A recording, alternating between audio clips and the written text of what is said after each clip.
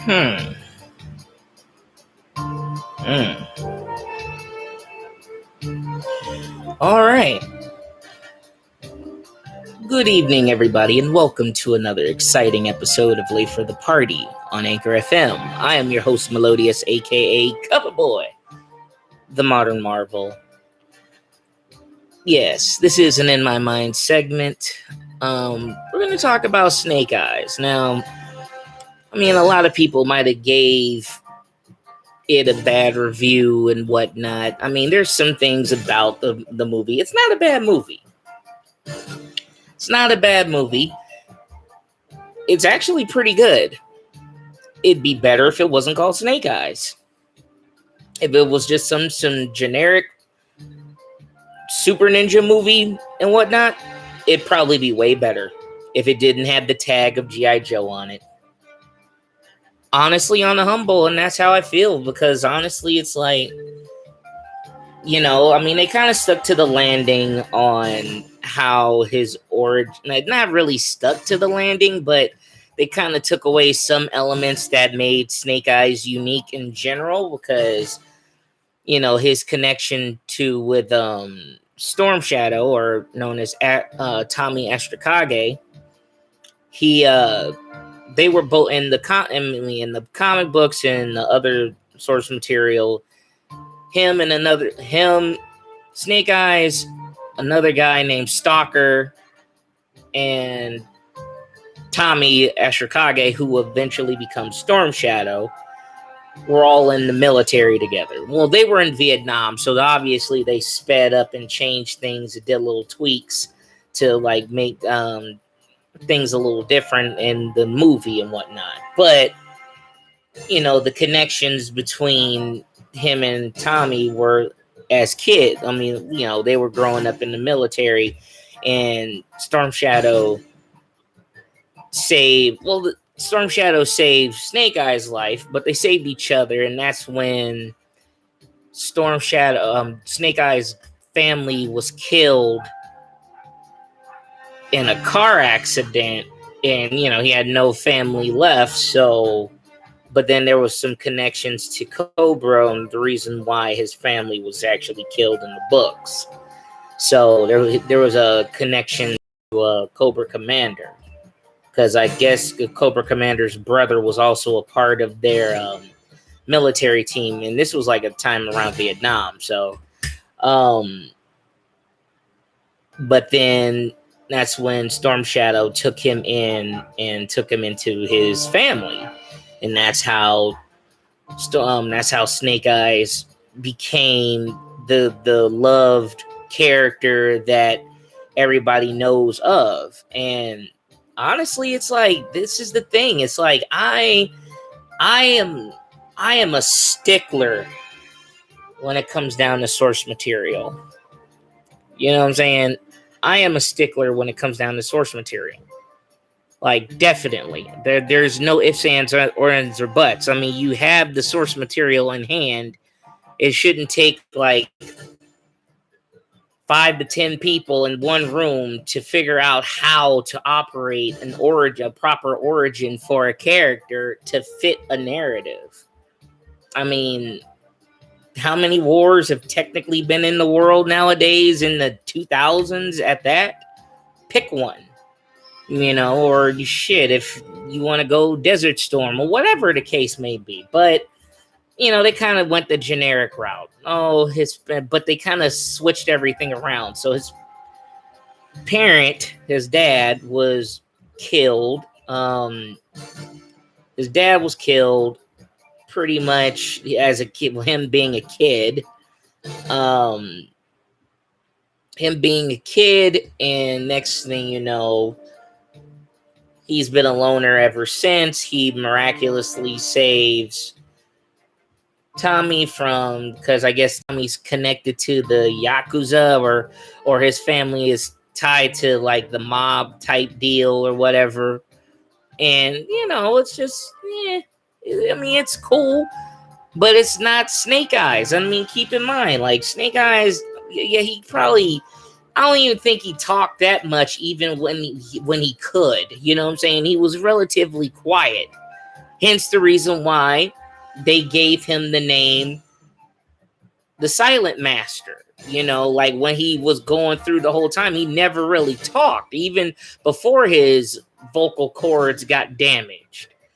You know, he wasn't really showing much of his face, because then after he got comfortable wearing the suit, wearing the black suit, and after that point, I mean, you know, he never really took off his mask for anybody.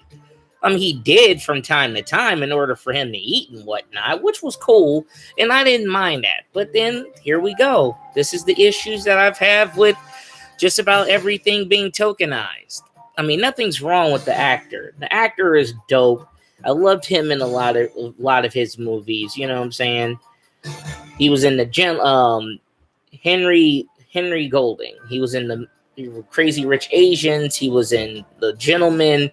He was in Last Christmas, and he was in Simple Favor. That's one of the very first movies I remember seeing him in. Very good actor. You know, I mean, I'm not even gonna cap. Most of the stuff in the acting that was going on in the film was actually dope. I can't front.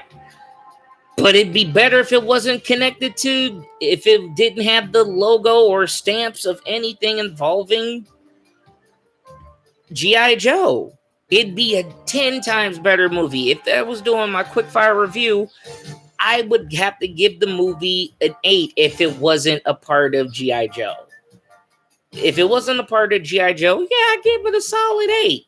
No, I'm going to have to give it a 6 because they blatantly screwed the pooch, as usual.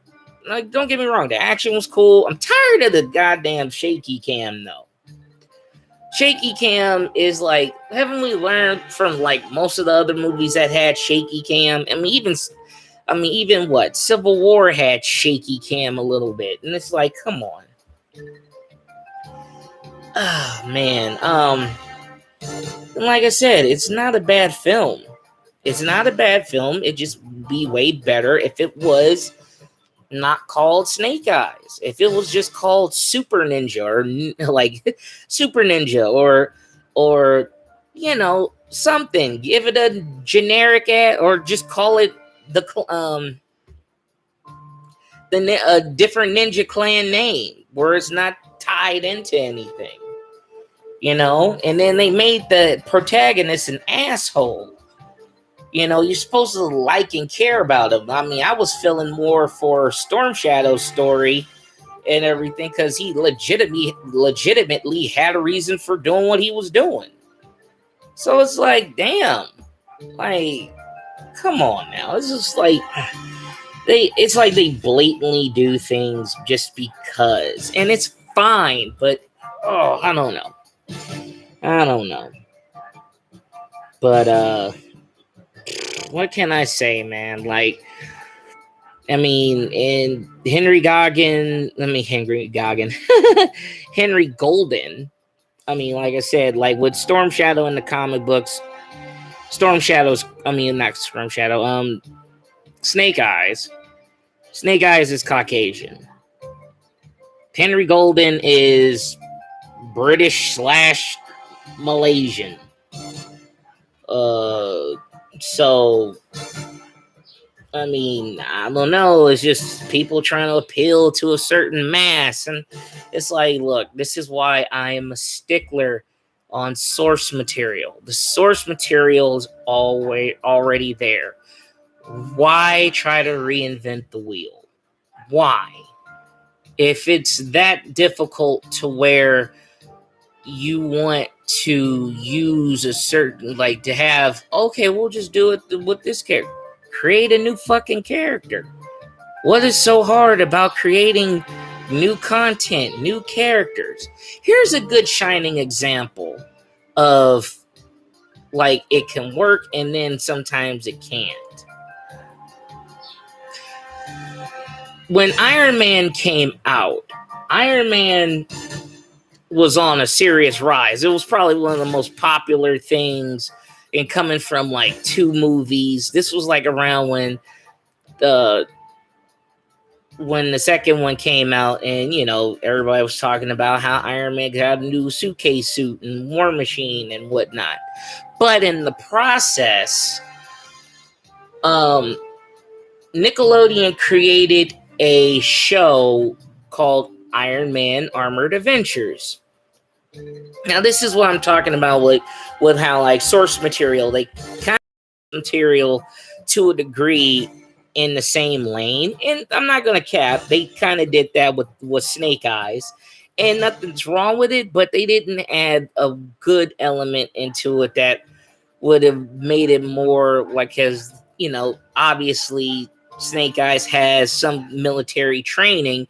I mean, he's not just going to not know how to do anything. He already been in had some kind of basic training, and he already has an idea of how to operate a weapon. And on top of that, being a ninja master at that, I mean, hell, you can't cap. He's probably one of the coolest G.I. Joes of all. But Iron Man Armor Adventures, they decided to, instead of having grown Tony Stark, they turned Tony Stark into a kid, a teenager. So you're seeing Tony Stark going through all these adventures and whatnot as a kid, just kind of like how they kind of gave him the Spider-Man treatment at the time, where Spider-Man was going to high school, but then he would sneak out of school doing his Spider-Man stuff and whatnot. And that was pretty cool. I'm not going to cap. Actually liked the show. I mean, they kind of stuck to the landing where, Tony's dad is alive at the time, and Tony's dad was working with Obadiah Stane, and then he wound up creating, his father was working with Obadiah. They're making weapons and armors and suits and whatnot. And Tony, they were on a ship, they were on an airplane, and the airplane got attacked. And Tony survives. And then Tony survives. Of course, he got jacked up where he needed he put the little arc reactor on his chest and whatnot. Cause it's like a little similar, but the only difference is this time he's a kid rather than going through all that as an adult and going through the fact that he was in Vietnam in the military. See all that shit. But they actually made it fit, and also him living with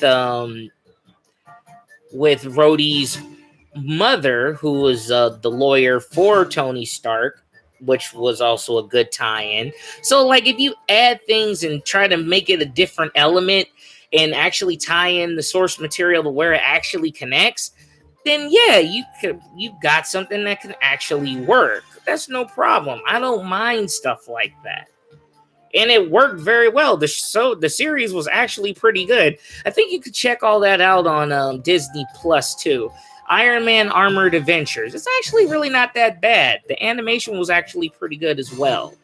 But I digress. I mean, but that's if you're changing certain things about the source material to where it fits a certain standard or a certain time frame or a certain period, to where it's like, okay, obviously if they're doing a young Tony Stark or a high school version of Tony Stark, he can't be in the military. So instead of just doing it like that, and this is Nickelodeon, so they're not really trying to promote violence like that in that aspect, then okay, well then we'll just make him a kid. He's been working hand in hand with his pops, and that's pretty cool. Like, okay, and you're seeing all these adventures that he's posing as Iron Man, and of course on top of that, he can't run his company because he's underage.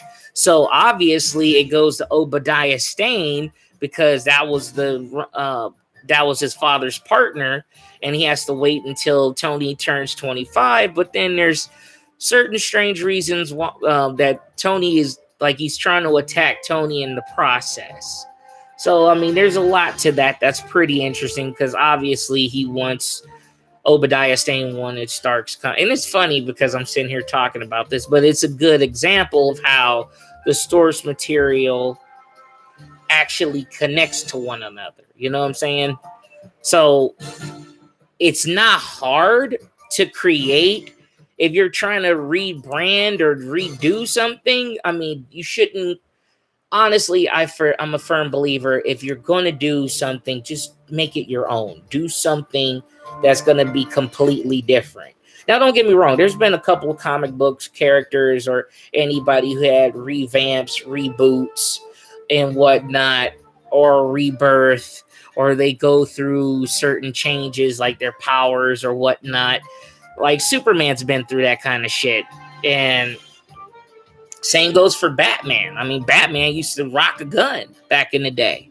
So, it's interesting how you have your source material, and if the source material changes just to fit a better narrative, then that's okay. I understand that. But when you're doing things blatant to the character to turn them from who they were to like, okay, like their situation, okay, like you're turning them black just because you want to appease to the masses to have a black character or an Asian character or a white character, even though most of the characters in these medias are predominantly Caucasian in general. But that's fine. That's fine to me.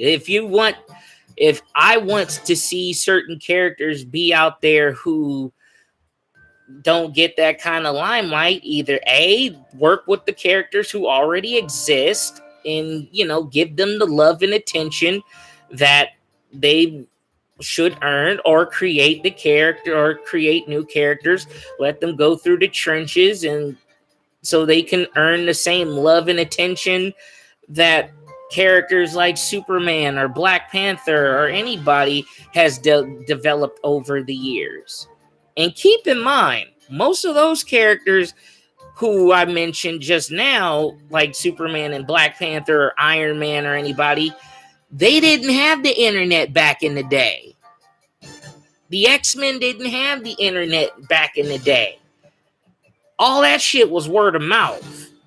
Okay, there was barely shit. Most of them were coming out when TV was still in black and white. Shit, most of the comic books, especially like Superman and whatnot, was all black and white. So it's like, come on now. So if you're gonna be honest, I mean, hell, even Superman went through revamps and rebirths and change ups. Shit, Superman was technically a bad guy. So, but I don't know. I mean, I feel like the stuff that goes on in the media in general is just that, like, I've been lobbying and saying this for quite a while, though. Even the last podcast that I did, like, yeah, honestly, I feel that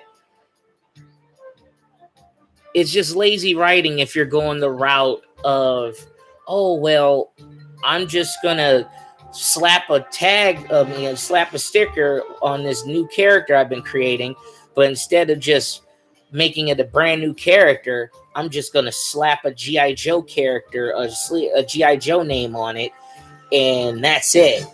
I mean, nothing about Snake Eyes really says Snake Eyes other than the suit, other than like the Ashtakage symbols, all of that.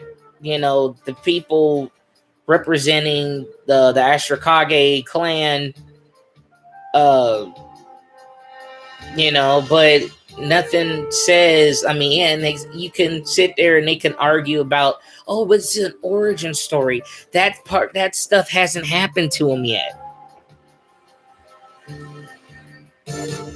I mean, hell, we all made mistakes. I mean, people made mistakes even with Judge Dredd when Sylvester Stallone, when Judge Dredd came out. First thing about Judge Dredd, he never takes off his helmet. What do they do with Judge Dredd? Sylvester Stallone takes off his helmet. You know what I'm saying? Like, he takes off his helmet. Sadly enough, he could eat with the fucking helmet on. But that's what made Judge Dredd Judge Dredd. He never takes off his helmet. So, it's like, hey, but then that's when they did the Carl Urban one, and that was pretty much right up the alley of Judge Dredd, minus the fact that it was like more like a kind of like it was it was kind of like Raid, where they were locked up in this like huge. It was a city. It was a mega city block, but it looked like an oversized version of a project. So yeah, that's crazy. But but like I said, Storm Shadow. I mean, I'm pretty sure they're eventually going to do a Storm Shadow movie. And like I said, I actually liked how Storm Shadow was.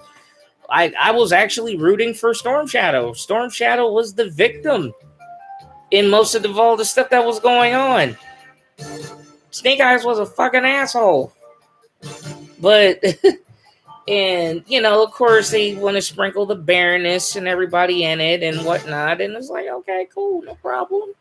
Like I said, if I was doing a quick fire review on this, I would probably have to give it a 6.5 over it being an 8.5. It would be a good movie. It would be an 8.5 if it wasn't a. It would be an 8.5. It would be a 7.5 if it wasn't a Storm Shadow film. I mean, Storm Shadow. If it wasn't a Snake Eyes film, and that's saying a lot. Saying a lot. So either way, I'm gonna get off the hook. Wanted to let that be known. Like I said, if you want to check it out, more power to you. Snake Eyes, G.I. Joe Origins. You got to go catch it in the movie theater and whatnot. So either way. Either way, shoot, like always, please like, comment, share, subscribe to the podcast and support the podcast. You can also subscribe and support to the YouTube channel, which if you are watching right now or you watch it later, it'll be up later on. So either way, also you can check out all the cool Late for the Party, Face for Radio merch on teespring.com, which is now spring.com. And hit a brother up if you have any comments. If you have anything you want me to talk about on the page, you could hit me up. You could hit me up on the comments, whatever. So either way, I'm your host Melodious, aka Cover Boy, the Modern Marvel, signing off. And as always, if you're going to be late for the party, turn it up to 11.